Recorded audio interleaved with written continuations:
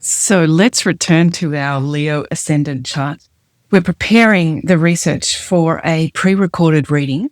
And so far we have looked at the Sun, which is the Ascendant Lord. And we've also looked at Mars, who's hosting the Ascendant Lord, and the two topics that Mars is teaching at this Earth University campus.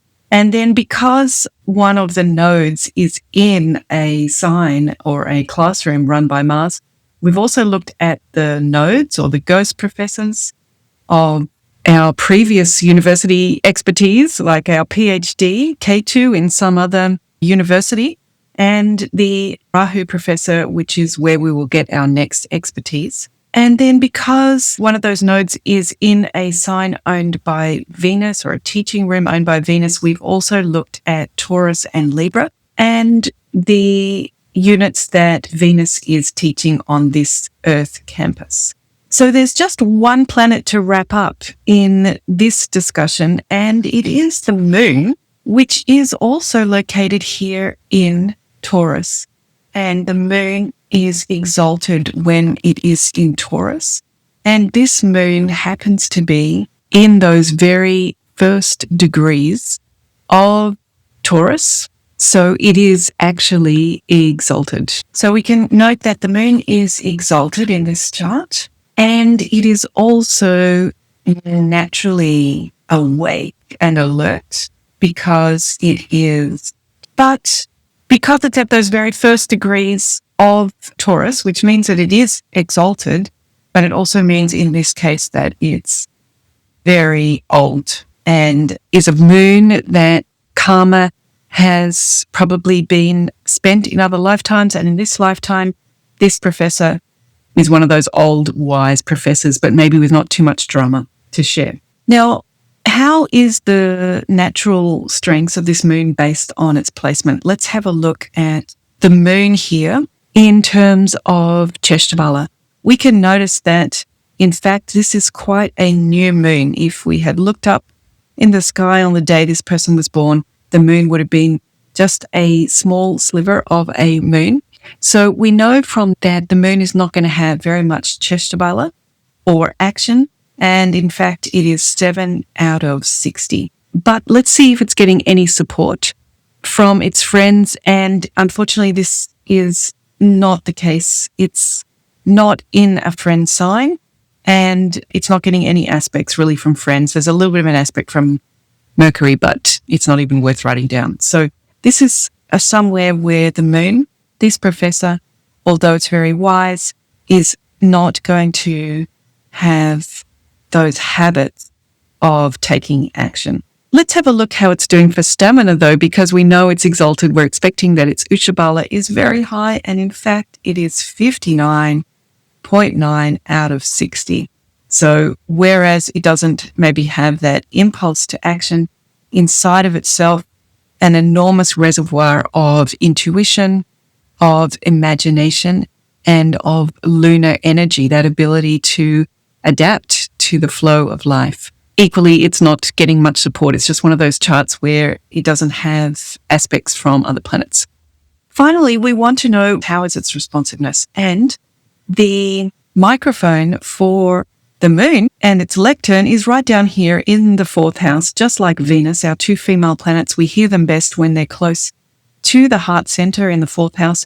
This means the moon is all the way away from its lectern and the students may not be able to hear it. So we in fact find that it's got 5.2 out of 60 for responsiveness.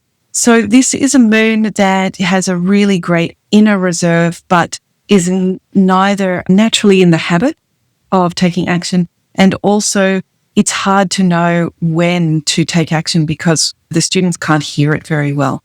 So this is a moon that has some troubles, even though it's in its exaltation sign. So this is the thing to remember about Earth Campus, that it is great to be in your favorite classroom. So here is the moon teaching from its favorite classroom, but there are many other factors to consider.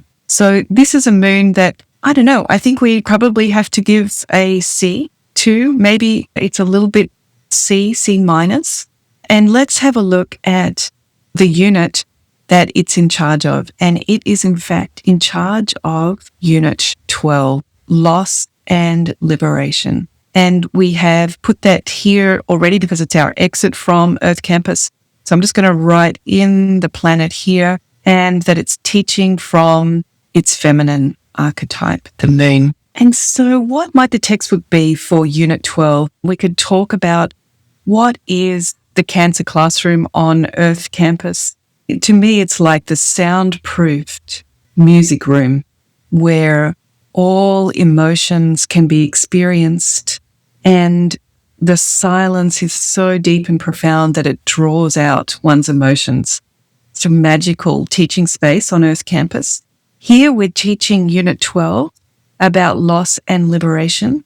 So perhaps a textbook would be something like True Liberation Through Surrendering to One's Emotions. It is a female teaching space, so this is all about surrendering, like that soundproof room that draws out the peace from inside the person.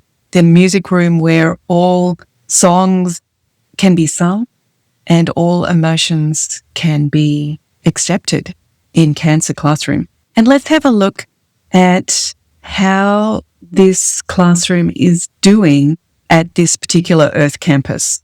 So as usual, we're going to go through our prosperity and annihilation values for this classroom. So is the house with a benefic or aspected by a benefic? We're getting an aspect from a benefic moon, so that's good.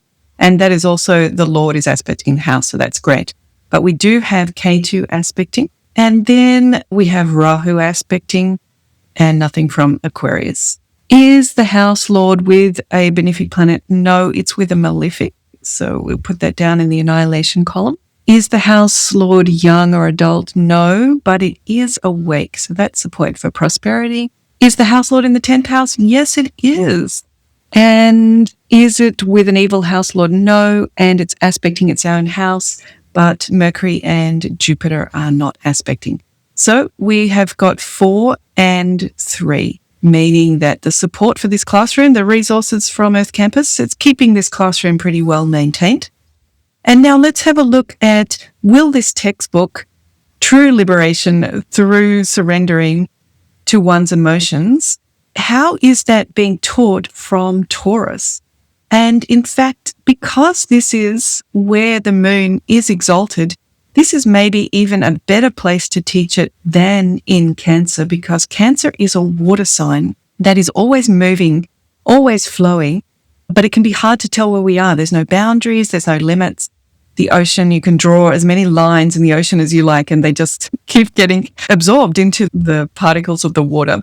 But here in Taurus, in an earth sign, one can feel really secure in this Mother Earth kind of energy. So we can feel safe to deeply relax into our emotions. Maybe Taurus is going to make us want to do that as service because Venus is service orientated. So we might be able to help other people with their loss, with their emotions.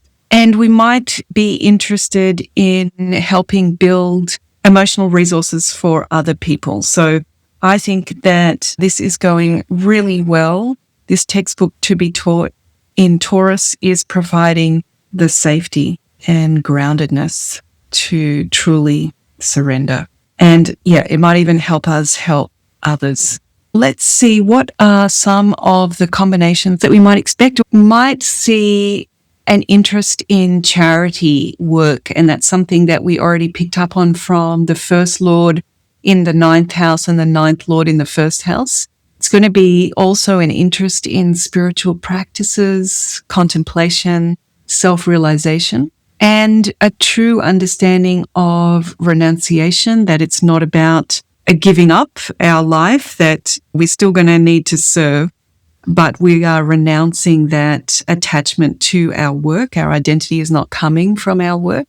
One's career might be involved in retreats or hospitals or hospices, ashrams, clinics, things to do with sleep and the unconsciousness, anything that involves that 12th house energy of retreating away from the busyness of the marketplace. Also could work on the internet, I suppose, the 12th. This person could also work alone or behind the scenes, would be another way to think of the 12th when it shows up in our career. Due to the fact that we don't have a lot of confidence to take action with this moon and we can't hear its directions very well, there may be some losses around work. Maybe we find work exhausting, or we give too much time or energy to work, or we don't get paid enough, would be another way to say that. And this could also feed into what's going on with K2. Remember, the moon is with K2, a sense of finding it hard to find meaning or purpose through our work. So we're beginning to see some themes building there. And this wraps up a little interchange of all of these planets involving the 1st, the 9th, the 4th, and the 10th. So there's a real concentration of themes around these houses. And 1, 3, 4, 9, 10, 12. So the self, our skills, what makes us happy, what's meaningful, what we do for work, and how we surrender to the beyond are all linked together, linking meaning, purpose, spirituality, and true contentment with our skills and our life path and our body. So this is one cluster of planets in the chart, but let's explore other clusters. We can see that we have planets up here in the 8th, unit 8, and planets down here in unit 5. So let's have a look at unit 8 because we already explored Venus teaching from there. Now, let's bring in Saturn as well. So Saturn is teaching up here in the Pisces classroom, and Saturn is definitely one of our pragmatic professors. In this chart, Saturn is in a friend's dignity because it's a good distance away from Jupiter, who owns this, and they're neutral to each other. So this is going well. And Saturn is young. It has the karma in this lifetime to produce some results, but the professor is sleepy here in the sign of a neutral. The relationship that this teacher has with the owner of the classroom is neutral. And let's have a look at Saturn's own natural energies based on its placement here. First of all, we're going to look at taking action. And we can see that Saturn is getting close to the sun. And we were talking about the sun being like the dean of the Earth campus. Whenever the teachers get close to important decision makers of the campus, we feel a bit intimidated about our own teaching style, feel like someone's watching over what we're doing. So we're not expecting that Saturn is going to have much confidence. And that is in fact backed up by just having 6.6 out of 60. So not having the confidence to take action. But luckily, Saturn is with its two friends. So it likes to be with Venus and with Mercury. These three all share friendships with each other. The challenging thing is that they're all close to the sun. So even though they are friendly, none of them are feeling particularly confident because they've got that important dean or the head of the university right there in the room next door. Venus is able to give that 24 points that it has. So we can say that Venus is giving some support, but Mercury is even closer to the sun. So it's really not able to give any support. And unfortunately, Mars is aspecting Saturn here. So it is taking away some points. It is making Saturn feel in terms of actions that it needs to get a move on, get things done, but only to minus 12 out of 60. Really, Saturn is getting a little bit of support to help it take action. So it's not perfect.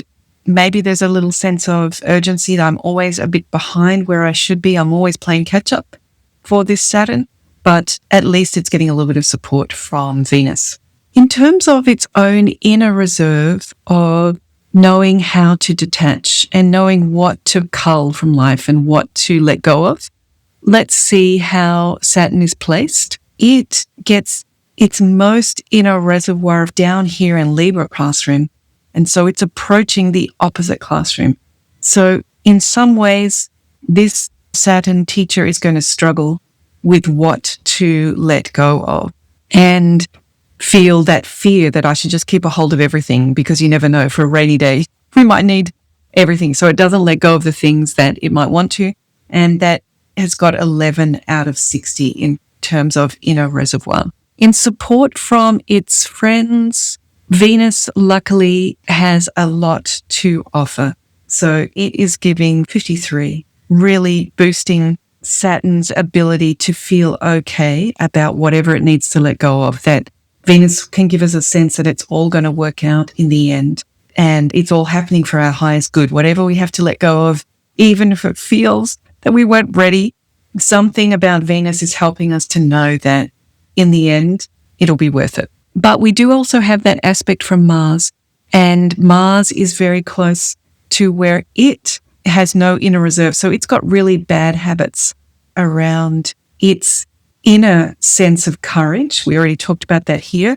So in fact, we're going to see that Mars is going to take away 51. So maybe all the support that Venus was giving, Mars is taking away, and Saturn ends up basically exactly where it was. So this combination is Venus is helping by saying it'll all be worth it in the end, but Mars is giving that sense of urgency and fear, and that we're in a bit of a crisis situation, so we should hold on to everything.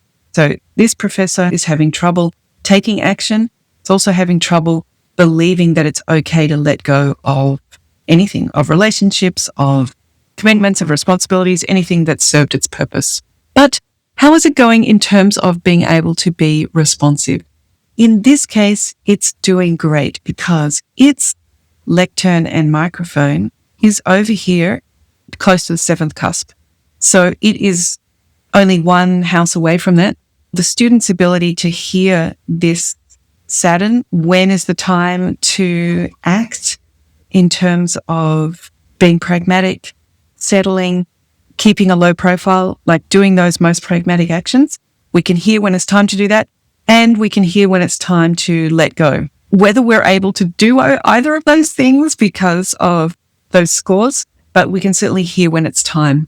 And we're getting a little bit of support here from Venus of 26 and only a little bit of agitation from Mars. So this is a Saturn that is struggling in its natural actions, either being pragmatic or in letting go of things, but it can hear when it's time to do it. However, I think this might be showing up for the person perhaps a little bit C- kind of D. This Saturn professor is struggling. So let's have a look at the units that Professor Saturn is teaching and see what that tells us about what's going on for this Saturn. We'll start here with the first house that Saturn owns in Capricorn. It owns this unit, teaching from Capricorn, and it owns unit 6. And that is the one that it is teaching from its feminine archetype. Unit 6 is all about our daily routines and our obstacles and our enemies, but it's also our health.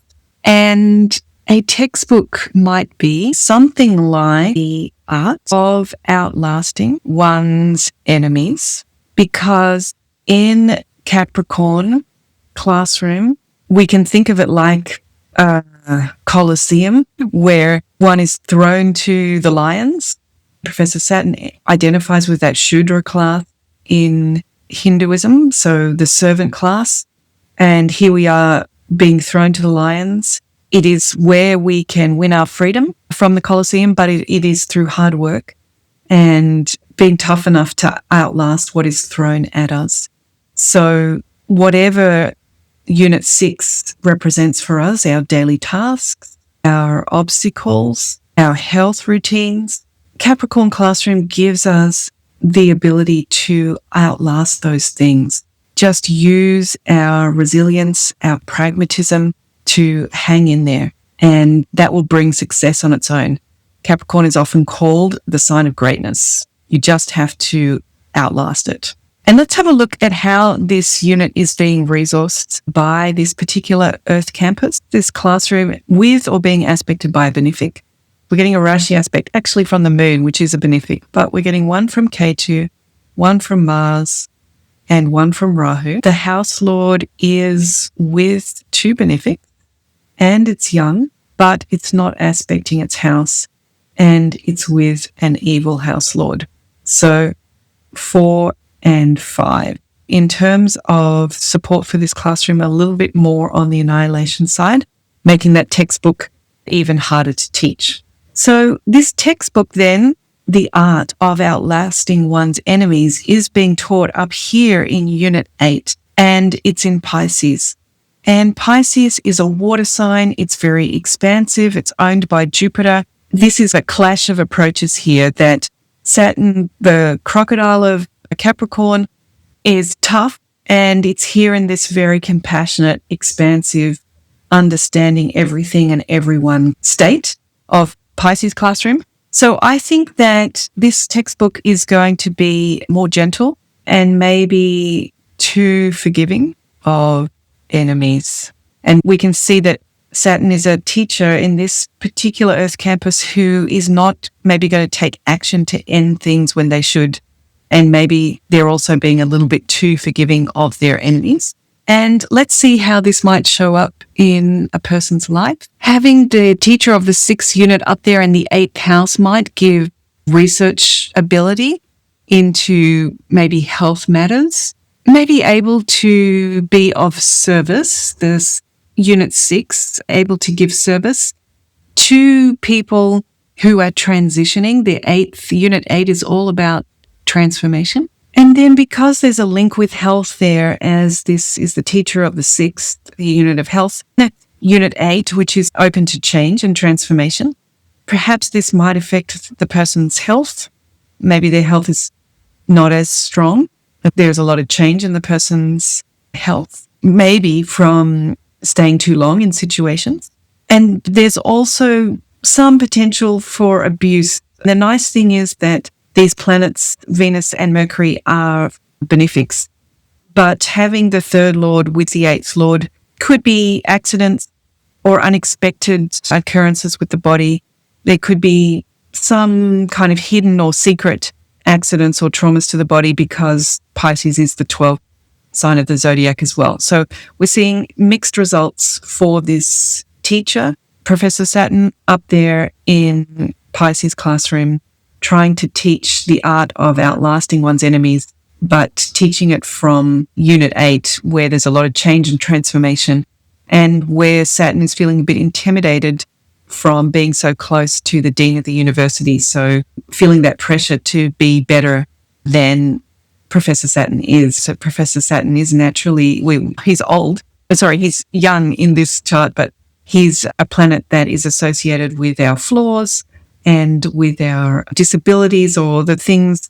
It's Saturn doesn't have that polished kind of razzmatazz and feels a bit aware of, in comparison to the sun, that bright, warm, charismatic sun that feels inferior to that. Some mixed experiences for Professor Saturn. But Professor Saturn actually also teaches Unit 7 in this Earth campus, and that he is teaching from his masculine archetype.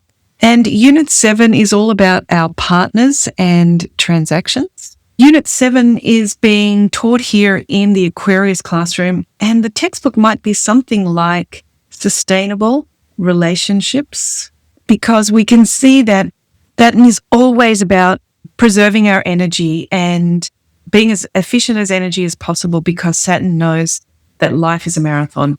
And Aquarius is one of those places where I think about on Earth campus as being like a refugee camp where non-government organizations are trying to help those who are most in need. They have to make the resources go as far as possible because there's so many people that need help. That this is where the person's learning about relationships and exchange, sustainable relationships. Let's see how well this classroom is supported on Earth University. I've just got my microphone in the wrong place there, so I'm going to put it over here. We're getting a Rashi aspect here from the Sun, but nothing from Cancer and nothing from Libra. The house lord is young and it's with 2 benefics, but it's not aspecting the house, and it is with an evil house lord. So this is where the 3 and 3 come in. Now, the textbook for this unit, Sustainable Relationships, is being taught in Unit 8. And Unit 8, as we spoke about, is all about change and transformation. So here is this ability to be stable and stay the long course in a sign that is expansively transformative. So relationships are going to be more unpredictable than this sustainable title would tell us. So that's how the textbook is going to need to be adapted, because whereas this classroom is all about sustainable exchange, having to teach it in the room of a water sign of the Pisces classroom that is expansive, I think of it as being like the venue of hippie concerts, music concerts, where everybody attains enlightenment and perhaps there's some psychedelic drugs there and you just never quite know what's happening. It's always moving and changing. There's no structure to it. So there's a little bit of a clash to teaching this sustainable relationships textbook from there. And then let's have a look at the final planet that is in that classroom, which is Mercury. And Mercury is right there at the very last degrees of Pisces. So it is in friend dignity, because just Saturn, exactly the same situation. It's neutral, but it's a good distance away from Jupiter. Jupiter is seeing it as being helpful. And it is in a young state. Maybe this is like a baby professor, a newbie, and it's sleeping. So this professor is maybe struggling a little bit, very new and a bit sleepy. But let's see what else we know about its placement. In terms of Chesta bala, we know that this is so close to the Sun, we're not expecting much. And sure enough, it is getting 2 points out of 60 in terms of taking action to organize its life. Mercury is that project manager for all of us, but it is with friends, or at least it is with Venus, who is a friend. So it is getting some support. The only problem is that Venus has no Chesta bala to offer because it's also close. So we can say that it will give its plus 24, but it's not very much, but still something. However, then the big problem is that any planet that's with Saturn, even though they have a good relationship, being with Saturn is draining for everybody, and it is going to take away 53 points from Mercury. So Mercury is really struggling here. And when Saturn starves Mercury, Mercury has this wonderful curiosity in everybody's chart. That's what this planet does for us, is helps us find options. Mercury is that planet that can be masculine or feminine, can be benefic or malefic. It's really not judging these options, like not prejudging them and cutting out any options. It's willing to look at anything. But when it is with Saturn, Saturn is going to block that natural curiosity because it is afraid of making mistakes. So then this professor, young, sleepy, and being blocked from looking at opportunities. So that is hard for this professor. And what about how is it doing with its inner reserve of organization? That's what helps us to not feel overwhelmed all the time, is Mercury's just inner sense that everything makes sense and everything can be organized. Now, it would be exalted here in Virgo, so we're not expecting that it's going to get a very good score here. And sure enough, it's getting 5 out of 60. But luckily, Venus is doing very well.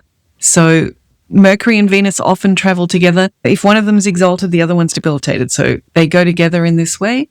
And Mercury is getting from Venus that plus 53 of support, of delight. Whatever options it is willing to consider, Venus is helping those be for the highest good in the direction of our true liberation up there in Pisces, where Venus gets exalted. Saturn is starving Mercury to 49 points.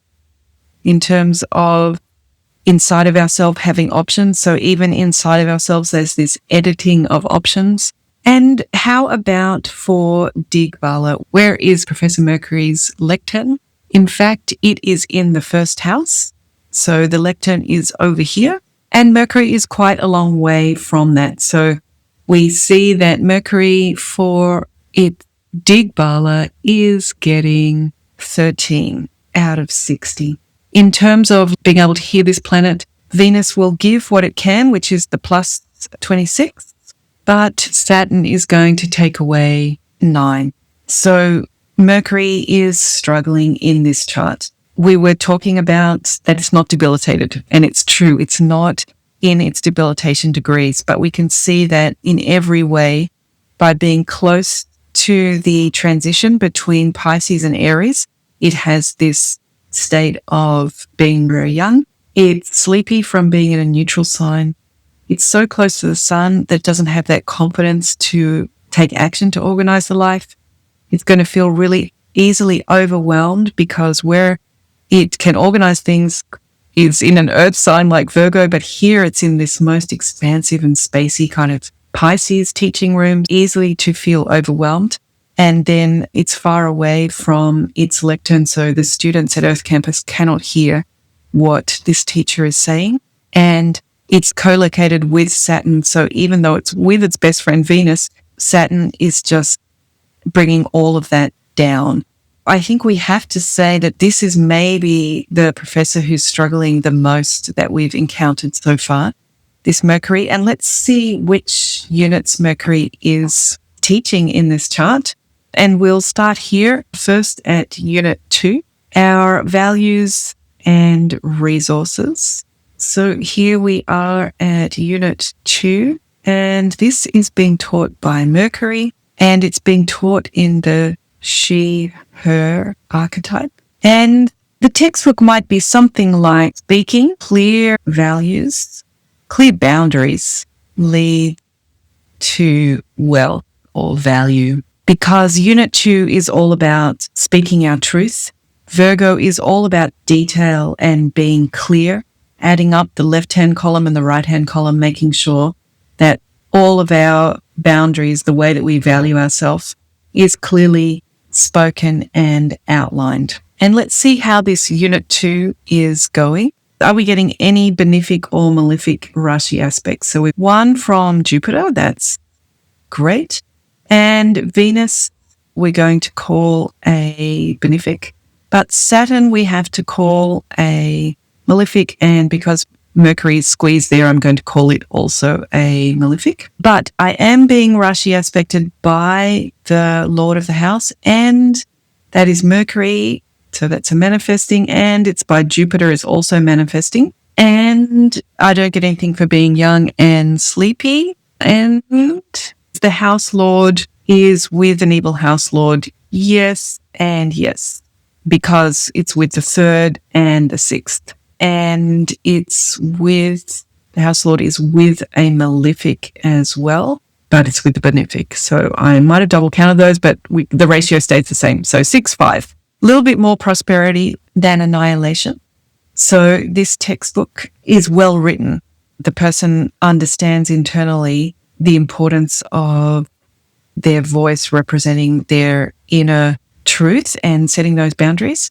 But it is being taught up here in this expansive Pisces space of Unit 8, trust and transformation. Whereas it's meant to be quite detailed and earth-based, Virgo is an earth sign, the person is hearing it from a professor whose resources to teach it are up here and are all watery, inclusive, compassionate, mixing ourselves with other people. So the boundaries are going to be really unclear.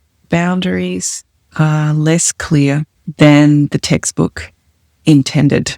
And we might get merged into being concerned about other people's boundaries up there.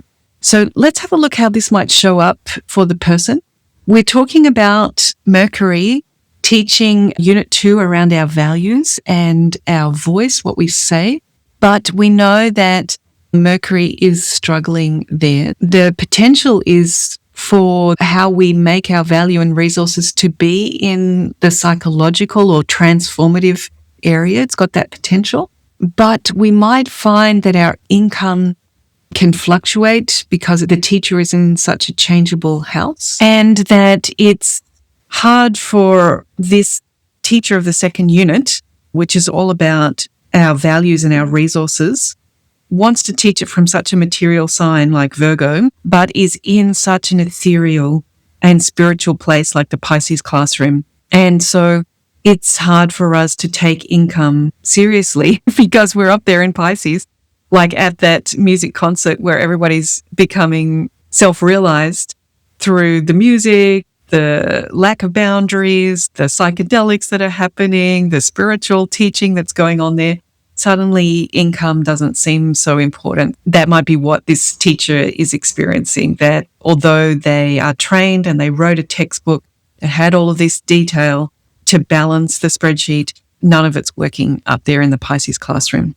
Let's put in some lines here. We're really filling out this university table now, because the other unit that this teacher is teaching is Unit 11. Our recognition, our qualifications, and our sense of belonging. And this is being taught by Mercury in the He, Him archetype. And the textbook might be something like belonging comes from friendly networks. And let's have a look at Unit 11, except we don't need to because it's going to be exactly the same. The beauty of these corner houses, it's going to be the same as it was for Virgo. So this textbook, Belonging Comes from Friendly Networks, is being taught in an expansive transformational space and is with a professor Professor Saturn is limiting those options. So this person may find that this textbook, that their networks are more limited than intended by the textbook, because Saturn is going to be there starving Mercury, just because anybody in the same classroom is going to experience that starvation. This professor is teaching Unit 11, which is also a financial house. It's our passive income, the gains that we get that just accrue over time. So these gains, again, are subject to change. We might get bursts where there is good income, or we get payments even from grants or from inheritance. But then there'll be times when that's not the case and nothing's coming through. And equally the same around feeling recognized and belonging. Although it might be important on paper to have these certifications, that's what is there in the Gemini classroom.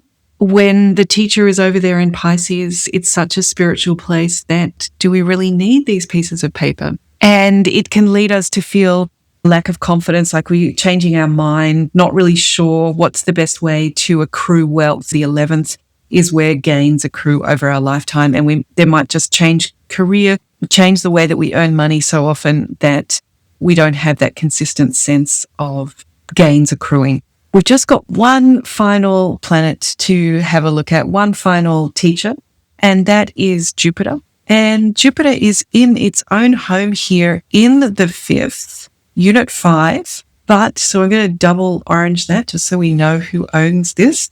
But Jupiter also owns this Unit 8 that we've spent so much of our research learning about. So let's put Jupiter in our final idealistic professor. Jupiter is in own home dignity in Sagittarius. It is young, adult, in its prime, and it is awake. So this is a really well-placed professor. It's not that close to the sun, so we're expecting some good Chesta score here. And sure enough, we've got 39 out of 60 for the confidence to take those optimistic actions. And as well as that, Jupiter is getting support from everyone. It is getting a good level of support from the sun, plus 17 from the sun. I'm just going to put there because it's in black, can't tell. And it is also getting good support from Mars. not only is it able to take optimistic actions, but the sun is going to give inspiration to those optimistic actions, and Mars is going to make it feel like this is a really worthwhile thing to do. It is getting a little bit of hassling from Mercury. So we've got minus 21 from Mercury. So there, Mars and Mercury cancel each other out. And that is that optimism being a little bit starved, a little bit crunched by the reality of living and how we're going to actually make the detail of these things. But overall, doing well with the confidence to take optimistic actions. In terms of its inner reserve, though, it is getting close to where it would be debilitated. So Jupiter, in fact, has 7 out of 60 in terms of an inner store of faith that things are going to work out well. It is receiving a lot of support there from the moon, because the moon is the one I'm going to put in because it's the highest, but it's getting a little bit from the sun as well and a tiny bit from Mars. So let's put in 39 out of 60.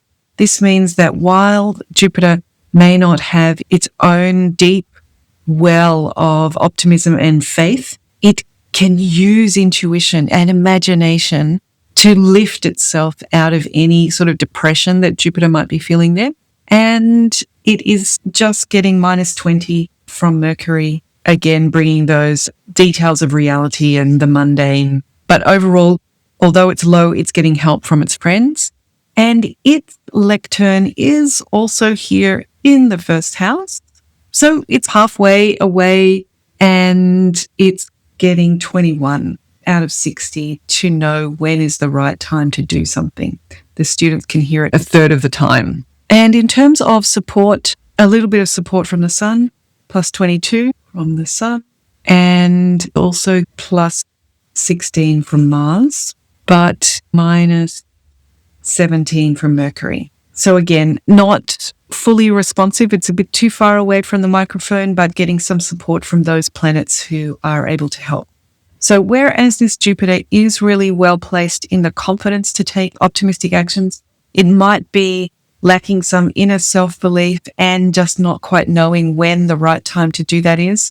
I'm going to put this in the B- kind of category, B-, B+. And let's see which units it's teaching.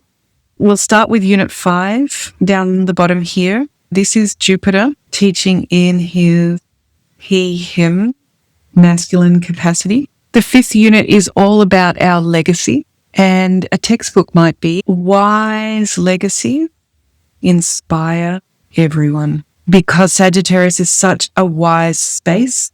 Now we know that the book is not going to need to be adapted because it's teaching it exactly from the unit it was written for. So Jupiter can draw on all of the wisdom of Sagittarius to help create a legacy that will inspire others.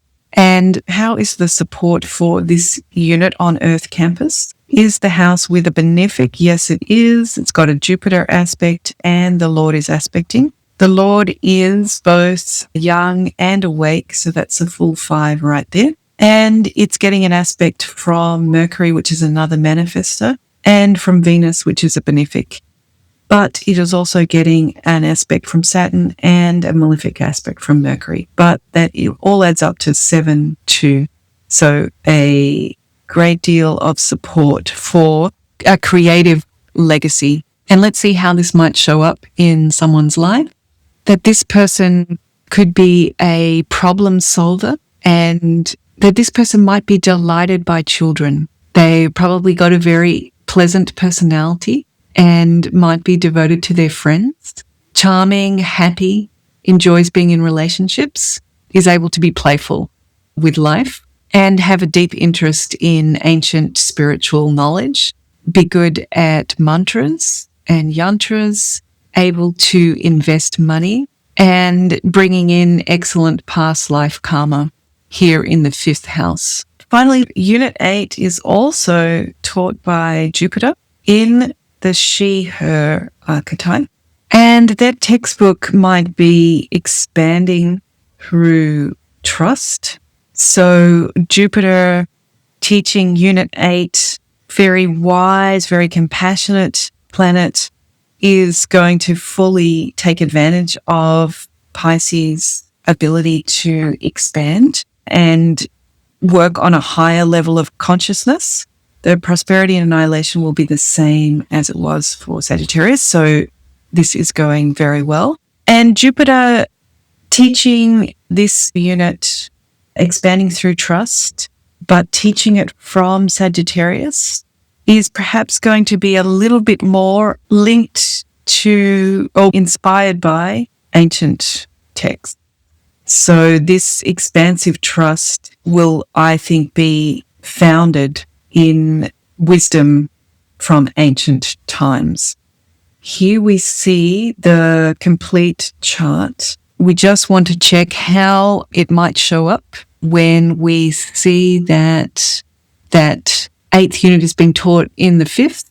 We would be expecting the intelligence of Unit 5 being applied to esoteric topics and taboo topics, maybe even, able to have creative bursts, able to research intelligently, maybe even research towards investments or mysteries, able to gain profound understanding through spiritual techniques and study of scriptures. There's the potential to inherit investments here, as Jupiter is a karaka for money, and the fifth house is investment and the eighth house is inheritance, and an intelligent ability to take advantage of change and transformation. So ability to do that intelligently, combining the fifth and the eighth. So now we have researched how this chart is going. We know which teachers or which planets are doing well, and we know which planets are struggling, and where the textbooks are the most stretched out of what they were written for, where the teacher is teaching them from. So the next time that we get together, we're going to fill up this space here and speak about the questions that this person has. So we'll bring that all together now that we have a research foundation in understanding how this chart is working. All right, I look forward to finishing this investigation with you the next time that we get together. Bye, everyone.